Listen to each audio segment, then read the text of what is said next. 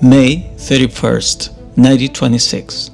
Exactly 100 years ago, this week, people around the world opened their newspapers and found a planet moving in two opposite directions at once. On one page, there was celebration. America was preparing to mark 150 years since the Declaration of Independence. Movie theaters were packed. Hollywood stars were becoming global icons. Modern technology seems to promise a faster, brighter future. But on another page, the world looked far less stable. Portugal's fragile republic was collapsing under a military coup.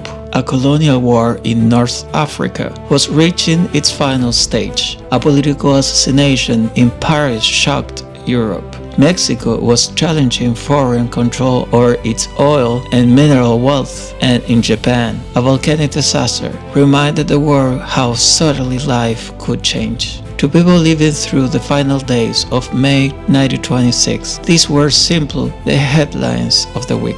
But looking back on 100 years later, they reveal something deeper, a world celebrating progress, while the forces that will reshape the 20th century were already moving beneath the surface. These were the 7 biggest headlines the world was reading during the week of May 31st, 1926. Number 1. Portugal's military coup topples the First Republic.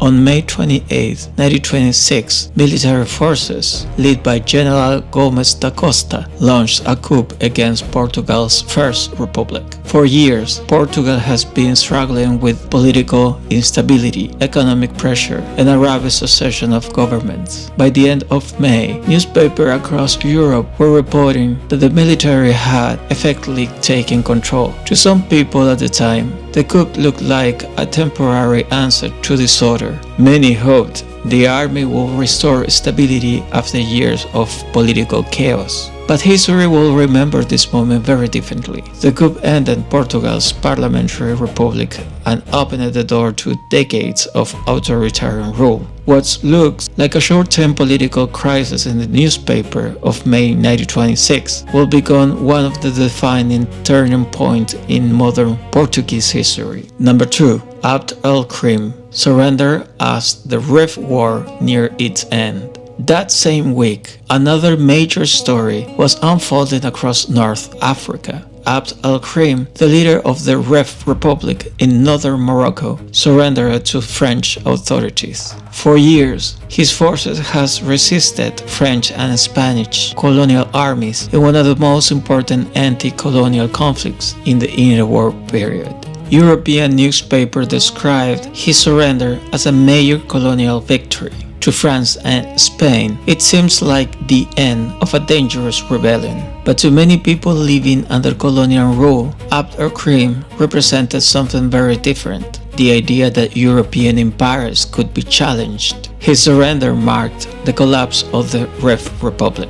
But the larger struggle over empire, nationalism, and independence was far from over. Across Africa and Asia, movements against colonial rule will continue growing throughout the 20th century. Number 3. A political assassination struck Paris. On May 25th, 1926, Paris became the center of an international political storm. Simon Petliura, a Ukrainian nationalist leader in exile, was killed on a Paris street by Scholem Schwarzbart. The news quickly spread across Europe. Petliura has been one of the central figures in Ukraine's struggle for independence after the collapse of the Russian Empire, but his legacy was deeply contested. Some saw him as a symbol of a Ukrainian independence. Others associate his movement with violence committed during the chaos of the Russian Civil War. The assassination immediately raised painful questions about nationalism, exile, revenge, and memory, and the trial that followed will become one of the most closely watched political cases of the decade. For readers in May 1926, it was a shocking headline. For history, it became part of a much longer and more complicated story about Eastern Europe after the First World War. Number 4. Mexico challenged foreign oil and mining interests, while Europe followed with coups and assassinations. Another struggle was growing across the Atlantic. In Mexico, tensions were rising between the government and foreign investors over oil and mineral rights.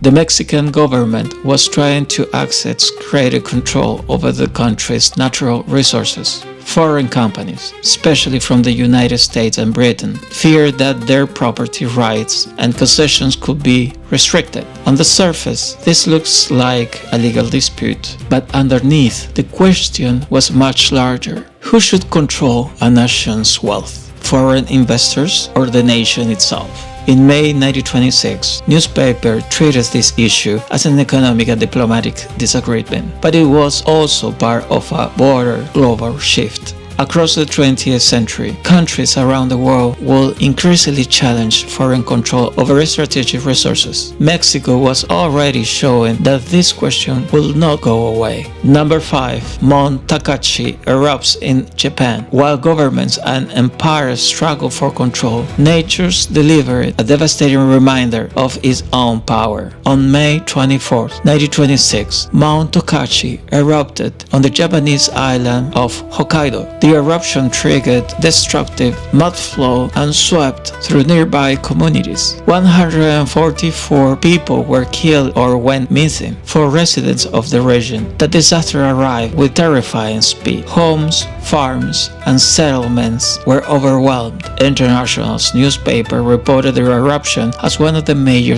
natural catastrophes of the year. In a week with political upheaval and human ambitions, Tokachi reminded the world that some forces remain beyond politics, technology, or diplomacy. Number 6. America celebrates 150 years of independence. And yet, in the United States, the mood was very different. On May 31, 1926, the Sesquicentennial Exposition opened in Philadelphia. The World's Fair celebrated 150 years since the Declaration of Independence. It showcases industry, architecture, transportation, technology, and American achievement.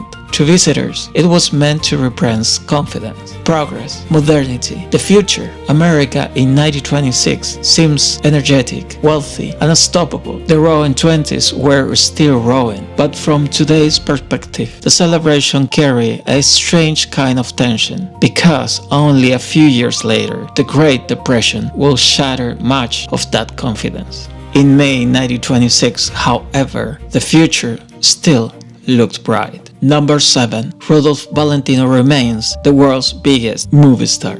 And while politics filled the front pages, millions of people were also watching a different kind of modern power emerge: celebrity.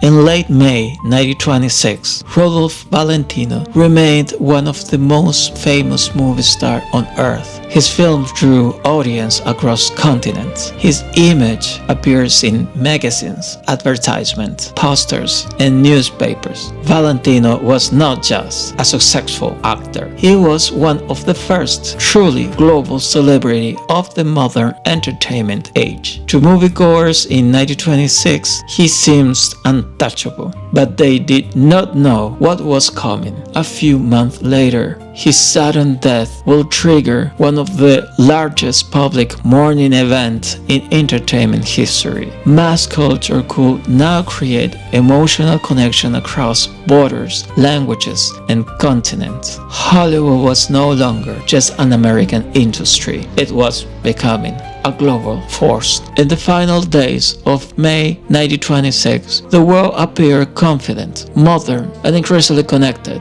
America celebrated progress. Hollywood created global icons. Newspapers carried stories from Europe, Africa, Asia, and the Americas into homes around the world. But beneath that sense of modernity, deeper tensions were already visible. Democracies were weakening, empires were being challenged, political violence was crossing borders, nations were fighting over resources, and mass culture was beginning to reshape how people saw the world. To those reading the headlines that week, it may have felt like ordinary news.